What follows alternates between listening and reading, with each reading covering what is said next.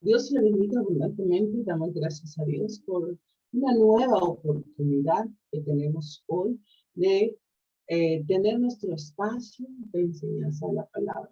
Un espacio que ha sido creado con el objetivo que la iglesia de Cristo sea edificada y que pueda llegar a esa madurez espiritual que el Padre quiere que como creyentes tengamos a través de escudriñar la palabra, meditar en la palabra y permanecer en la palabra, que es lo que nos ayuda en este transitar en la vida, en nuestra vida cristiana. Es importante que nosotros asumamos responsablemente nuestra misión y que esta la conocemos a través de su palabra.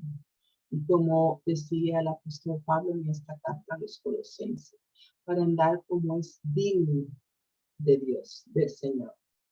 Para saber cómo debe ser el andar de cristiano. Nuestro código de conducta está en la palabra. Todo lo que nosotros necesitamos conocer, saber para vivir por Dios y para Dios, lo tenemos en la palabra. Continuamos una semana más, ya con el cierre del capítulo 1 de Colosenses, de conciliación por medio de la muerte de Cristo. Pablo viene hablando que mediante a la sangre en su cruz hemos entrado en paz con Dios. Y que cuando habla de la sangre de su cruz, nos habla de la verdadera muerte física, que Jesús literalmente tomó nuestro lugar y que el juicio que se hizo a él fue literal, que él llevó a favor nuestro la culpa. Y es esto lo que nos trae salvación. Continuamos en los siguientes capítulos. Antes del sacrificio de Jesús, los siguientes versículos de este capítulo 1. Antes del sacrificio de Jesús, nosotros éramos pecadores y de este modo éramos enemigos de Dios. Después de su sacrificio, somos redimidos y lavados de nuestro pecado. Eso nos hace justo y nos reconcilia con Dios. Romanos 5, 6 al 10 nos dice, porque Cristo, cuando aún éramos débiles, a su tiempo murió por los impíos, eso éramos nosotros. Ciertamente, apenas morirá alguno por un justo, con todo. Pudiera ser que alguno osara morir por el bueno, mas Dios muestra su amor para con nosotros, que siendo aún pecadores, Cristo murió por nosotros. Pues mucho más, estando ya justificado en su sangre, por él seremos salvos de la ira. Porque si siendo enemigos fuimos reconciliados con Dios por la muerte de su Hijo, mucho más estando reconciliados, seremos salvos por su vida. Entonces, lo que tuvo que acontecer para que nosotros fuésemos justificados y ahora seamos amigos de Dios. Jesucristo murió por nosotros, aun cuando éramos pecadores y enemigos. Con su muerte nos reconcilió con Dios porque su muerte pagó todos nuestros pecados y nos transformó cuando creíamos, cuando vivíamos o estábamos como pecadores. Entonces, cuando pasamos de pecadores a justos, somos transformados. En primera Pedro 3:18 nos dice, porque también Cristo padeció una sola vez por los pecados, el justo por los injustos, Jesús por usted y por mí, para llevarnos a Dios, siendo la verdad muerto en carne, pero vivificado en el Espíritu. padeció una sola vez. Aquí se está enfatizando la práctica que había anteriormente, que cada año el pueblo se reunía y iba al tabernáculo y llevaba una ofrenda, un palomino, un corderito para ser sacrificado y para que le sean perdonados sus pecados. Y este proceso se hacía cada año cuando se vivía bajo el pacto de las obras, o el pacto de la ley, el pacto de Moisés. Cada año, porque no había remisión, había perdón temporal. Cada año volvía nuevamente al tabernáculo llevando su ofrenda, confesando sus pecados, para que esto le fuese perdonado. Pero dice que cuando vino Cristo, Él padeció una sola vez. No hay que estarlo llevando cada año a la cruz. Una sola vez y para siempre por los pecados. El que era justo se convirtió en injusto para que nosotros heredásemos su justicia. Y dice, para llevarnos a Dios, cuando está hablando de esa reconciliación, estábamos separados de Dios. No había comunicación entre Dios y nosotros, porque había una barrera que es el pecado, la culpa. Entonces, para llevarnos a Dios, el justo tomó nuestro lugar. Siendo la verdad muerte de carne, pero vivificado en el Espíritu. Como cristianos, ya no estamos lejos de Dios, ni necesitamos ser llevados a Él, sino que estamos ya reconciliados. Literalmente aconteció. Y cuando el Señor pone en usted la fe y esta palabra le es revelada y usted pasa a ser del pueblo de Dios, uno de sus escogidos, no necesita ser llevado una y otra vez, No, ya Jesús dice que lo hizo una sola vez y para siempre. Nos justifica y nos lleva al Padre. Y nos reconcilia con Él. Fue hecho una vez y para siempre. Entonces, en los versículos 21 al 23, el apóstol Pablo expone cómo la gran obra de Jesús toca la vida de los colosenses. Dice, y a vosotros también, que erais en otros tiempos extraños y enemigos en vuestra mente, haciendo malas obras, ahora os ha reconciliado en su cuerpo de carne por medio de la muerte, para presentaros santos y sin manchas e irreprensibles delante de él, si en verdad permaneces fundados y firmes en la fe, y sin moveros de la esperanza del evangelio que han recibido y oído, el cual se predica en toda la creación que está bajo el cielo, del cual yo, Pablo, fui hecho ministro. Cuando él habla de en otros tiempos eran extraños, significa literalmente transferido a otro dueño, le pertenecían a otra persona. Ahora, esta transferencia de pertenencia de Dios a Satanás nos afecta y nos transforma nuestra mente y nuestro comportamiento. Antes, que en otro tiempo eran extraños, ¿por qué? Porque pertenecían al reino de las tinieblas. Entonces, ahora fuimos transferidos al reino de la luz a través de la reconciliación. La respuesta de Dios al problema de la alineación es la reconciliación, iniciando por su trabajo en la cruz. Por eso dice, ahora os ha reconciliado en su cuerpo de carne por medio de la muerte. En la hora de la reconciliación, Dios no salió a nuestro encuentro en medio del camino. Dios nos encuentra durante todo el camino y nos invita a aceptarlo. Dice, para presentaros santos sin mancha y irreprensibles delante de Él. Este es el resultado de la obra reconciliadora de Dios. Esta palabra muestra que en Jesús somos puros y que no podemos ni siquiera ser acusados justamente de impureza, porque nosotros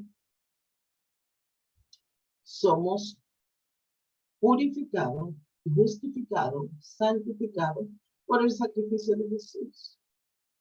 La idea de presentarlos santos y sin mancha ante Dios nos lleva a pensar cuando los sacerdotes inspeccionaban los sacrificios potenciales, cuando en el tiempo de la ley el sacerdote tenía un proceso de santificación personal y luego toda la ofrenda que iban a llevar no debían tener ningún defecto, nada que fuera negativo, no podían estar enfermos, no podían ser de un mal linaje, tenía que ser perfecto.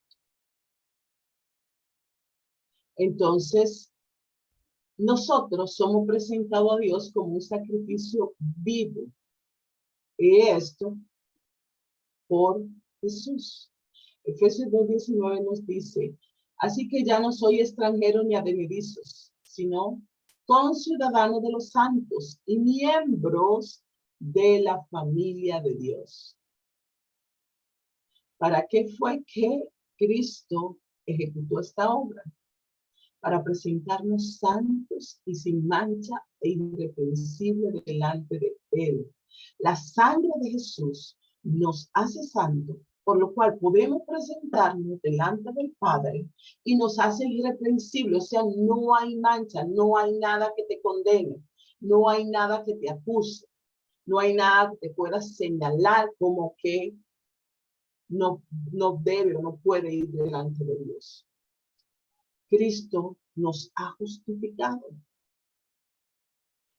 Entonces nosotros somos presentados a Dios como un sacrificio vivo, sin defecto, por la obra redentora de Jesús. Por eso dice el apóstol Pablo en Efesios, no somos extranjeros, no somos advenedizos, no estamos añadiendo, no estamos, sino que somos ahora que conciudadanos de los santos, y que somos parte, somos miembros de la familia de Dios.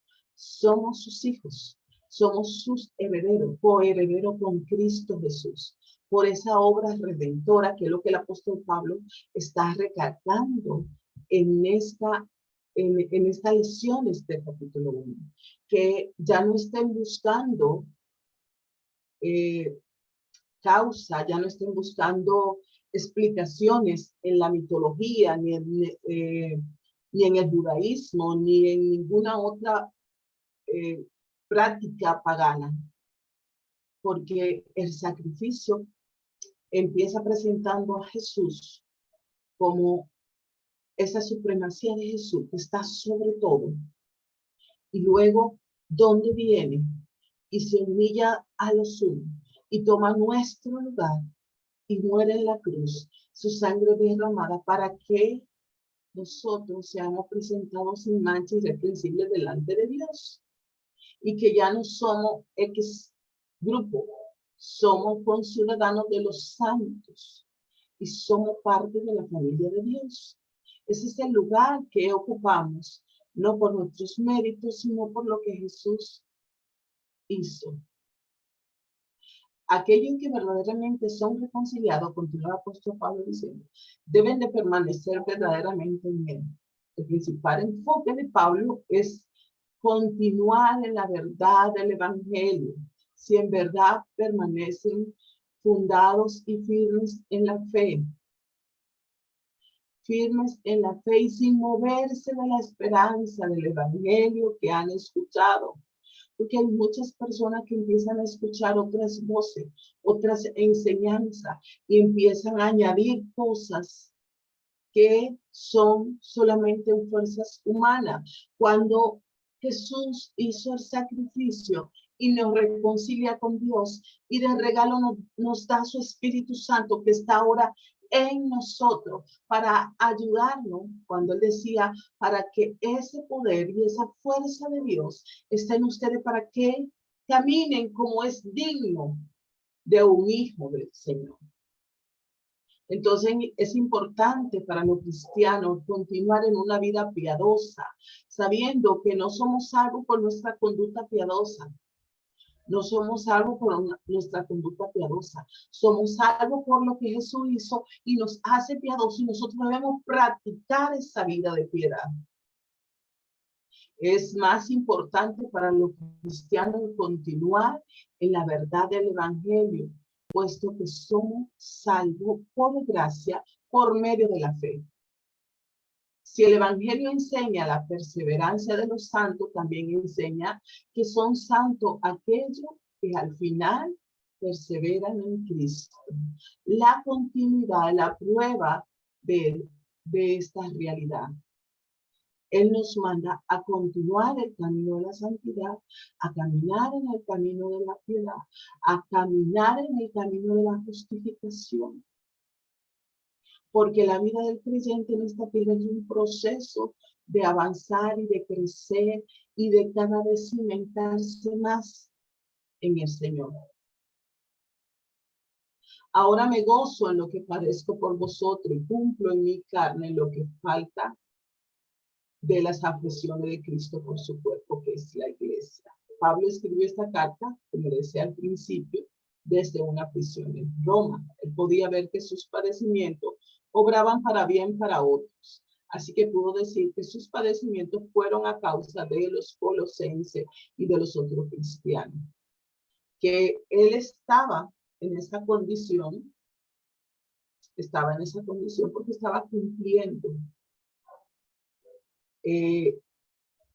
su misión como ministro de la palabra, como apóstol, porque el estar encerrado en una cárcel no le impidió seguir ejerciendo su apostolado, ser representante de Dios para su iglesia y estar enviando mensajes de edificación, de corrección y de crecimiento para las iglesias. Y cumplo mi carne la falta de las aflicciones de Cristo. La palabra aflicciones nunca es usada por los sufrimientos que padeció Jesús en la cruz. La mayoría de los comentaristas o escritores ven esta referencia como la aflicción que Jesús soportó durante su ministerio. Estas aflicciones aún no están completas y en ese sentido Jesús es aún afligido mientras él ministra a través de su gente. Entonces está dando a entender como si estas aflicciones continuaran permanentemente. La Biblia dice que fue una sola vez y para siempre. Y él presentó su sacrificio delante del Padre. Y que ahora el Padre nos ve a través de esa sangre, de ese sacrificio, y nos ve santificados. Por eso, y el apóstol Pablo dice, me gozo en que padezco por ustedes, porque él estaba siendo afligido mientras estaba en la cárcel y que estaba cumpliendo y que estas aflicciones eran parte del propósito de Dios en su vida para la predicación del evangelio, para todo el trabajo que hizo el apóstol Pablo de diseminar el evangelio en todas las naciones de ese entonces. Por su cuerpo, que es la iglesia. Pablo no sufrió por sí mismo en la manera que él hubiera hecho un escéptico. Él sufrió por el bien del cuerpo de Cristo, porque todos los azotes y las prisiones fue por la predicación del evangelio, no porque tenía otro tipo de conducta o estaba emitiendo conducta de alguien que andaba a espalda del mensaje de la cruz, sino que fue por la predicación del evangelio.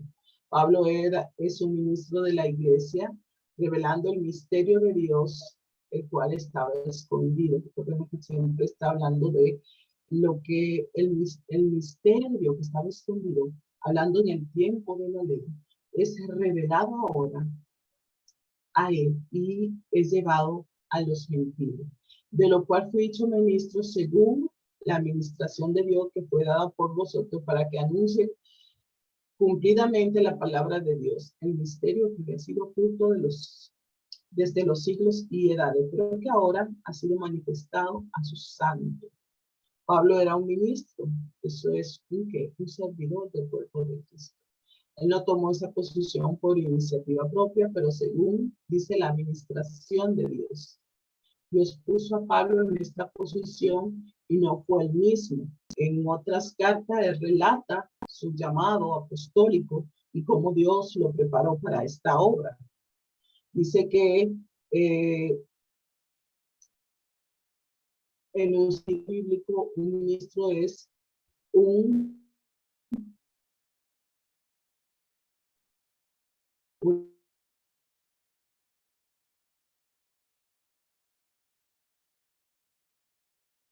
piso, ¿verdad que Pablo no es una acertijo?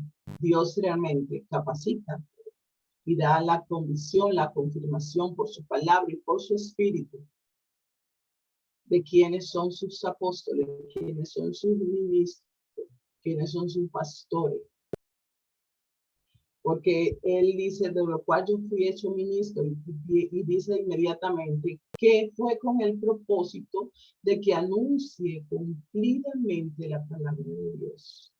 Y ese misterio que había estado oculto, el misterio de la gracia, la revelación de la gracia.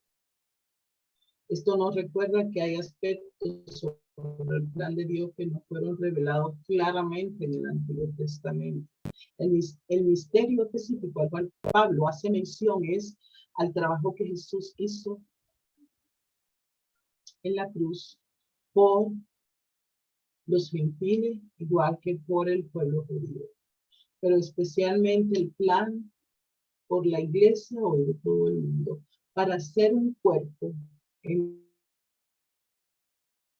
los judíos, tomando del tronco a Israel. Aún así, que Israel, Dios lo tiene en un stand-by hasta que llegue el cumplimiento del tiempo, como llegó para la iglesia actual, donde Dios va a trabajar con su pueblo. Pero ahora Cristo vino a rescatar, a reconciliar una iglesia así, y para que estemos en amistad con Dios. El misterio que el apóstol habla es que Dios había diseñado ofrecer a los gentiles los privilegios y la oportunidad de salvación que a los judíos y hacerlo su pueblo. Uno que no era pueblo, vinimos a ser pueblo. Esto es lo que Pablo quiere decir cuando habla de ese misterio que no fue revelado. A quienes Dios quiso dar a conocer las riquezas de la gloria de este misterio entre los gentiles, que es Cristo en vosotros, la esperanza de gloria. La maravilla y la gloria de permanecer, el cual nos mostró el Antiguo Testamento, que Jesús es con nosotros, especialmente, que Él permanecería entre los gentiles.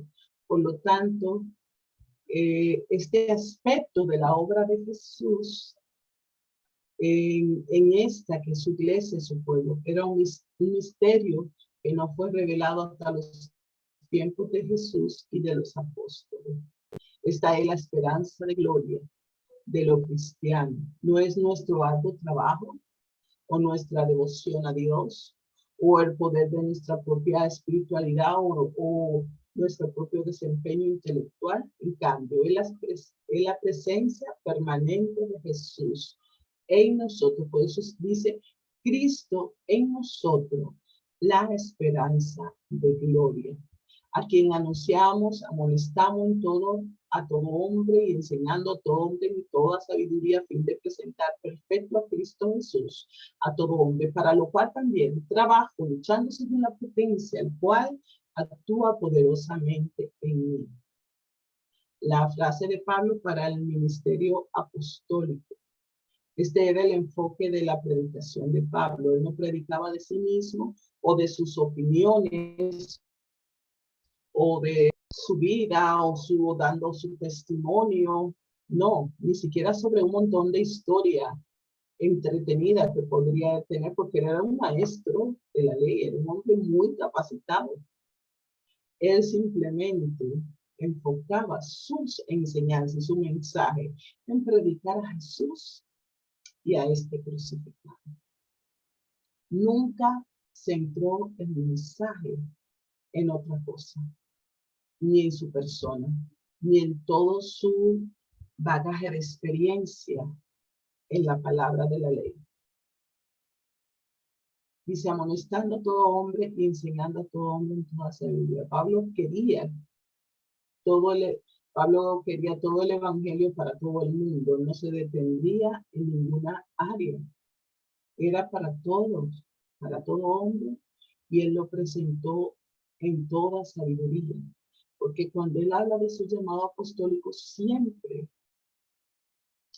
especifica a qué Dios lo llamó.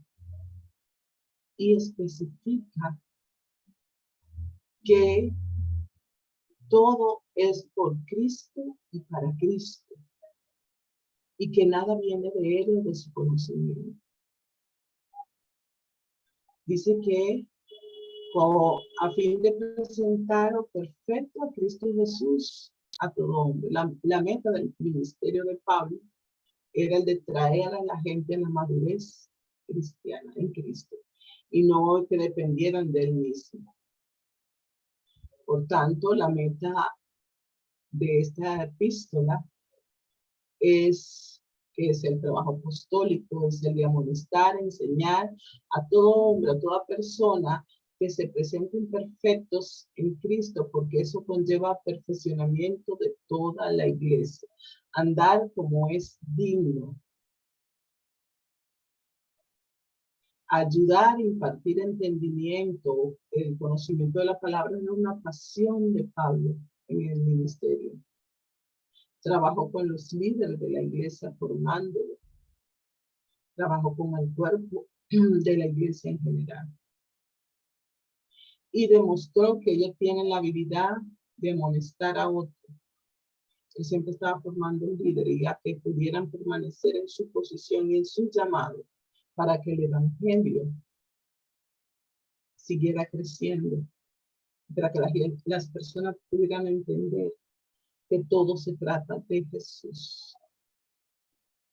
Este trabajo era para todo hombre. En contraste, los falsos maestros en Colosa creían que el camino a la salvación estaba tan incluido que podía ser entendida solo por unos cuantos, los cuales formaban un cierto sentido de una aristocracia espiritual. Por lo tanto, Pablo está hablando que el evangelio no es para un grupo, el evangelio es para todos. Para lo cual también trabajo luchando según la potencia del poder de él, lo cual actúa poderosamente en mí. La obra de Pablo estaba llena de la fuerza poderosa de Dios, pero la fuerza de Dios en su vida no significó que Pablo no hiciera nada. Él trabajó duro según la potencia de Dios, pero él dispuso su vida para ser usado por Dios. Cristo murió para reconciliar su creación y al hombre con Dios. Por esto se habla de cielos y tierra nueva donde vivirá el hombre nuevo. Finalmente, el mensaje de la reconciliación fue que Cristo, reconciliador, aplacó, quitó la ira de Dios. Y ahora la salvación del hombre solo viene a través de la fe en Jesús. Quien se reconcilia a sí mismo con el Señor perseverará para siempre y jamás se caerá de su estado de gracia. A quien Dios escoge, elige, y con quien Dios se reconcilia a través de Jesús, preste atención a esto, va a perseverar para siempre y jamás se caerá de su estado de gracia. ¿Por qué? Porque Dios no miente. Él no está haciendo la obra redentora hoy y mañana la quita. Él escoge a sus hijos, los elige y lo aparta para la salvación. Y dice que los que el Padre ha puesto, estamos en sus manos, dice Jesús, lo que el Padre ha puesto allí, no les serán arrebatados. La gracia es suficiente. Dios le bendiga abundantemente. Continuamos próximamente con el capítulo número 2 de Colosenses.